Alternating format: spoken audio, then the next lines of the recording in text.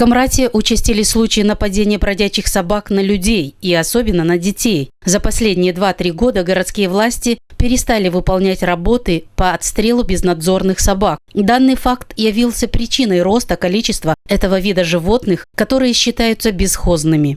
Шла в колледж и говорит: бабушка, я на 3 уроках сидела, и у меня это сердце выскакивало. Вот такие, вот там помойка возле каштана.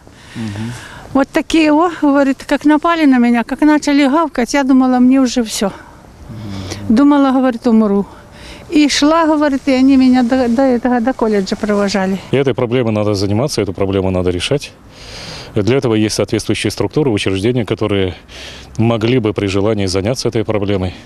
Было бы неплохо, конечно, по возможности открывать специальные питомники для бездомных собак, где, разумеется, их содержат, где их стерилизуют, где их кастрируют.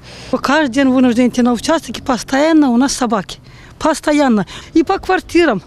Вот, и по улице Волкова, и по улице Пушкина. А особенно там, где вот университет, и там где-то есть будочка, где вот полно. Там, а мне там надо проходить постоянно. По сути, эти собаки нам, дворовым жителям, они уже нас хорошо знают это. Но когда проходят посторонние через двор, это кошмар. Кошмар. Ну, я тут живу уже несколько лет. Они меня вроде бы немного знают и не лают. У меня во дворе есть собаки. Они меня пару раз кусали. Жалобы от родителей детей стали поступать в представительство Офиса народного адвоката в Камрате. Руководитель этого правового учреждения Светлана Миронова подтвердила данный факт и отметила, что такое наблюдается не только в Камрате, но и в других населенных пунктах Гагаузии. Конечно, прежде всего, мы как инстанция, которая призвана защищать права наших граждан, права наших детей и их право на достойные условия жизни, во-первых. Во-вторых, на безопасность здоровья, вынуждены констатировать, что на сегодняшний день не выполняются те нормативные требования, которые установлены правительством, и функции местных органов власти, конкретно местных советов и примаров в части охраны здоровья как взрослого населения, так и детей.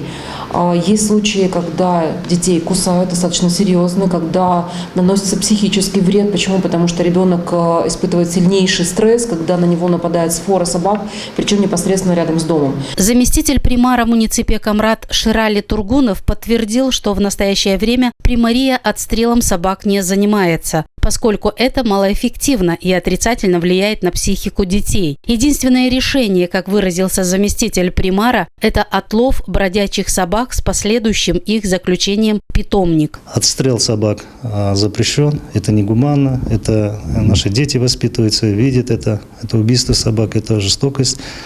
Это очень негативно сказывается на психике молодых детей, молодого поколения. И потому наша программа, которая, если мы ее претворим в жизнь, это будет решать эту проблему, и думаю, что снимет.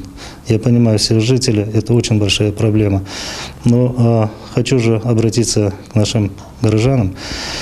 ПУЖКХ примария муниципии Камрат провела огромную работу по установке мусорных ящиков с крышками, которые закрываются. Граждане нас бросают мусор и не закрывают эти крышки. Собаки разносят мусор, питаются, от этого и размножаются и в большом количестве.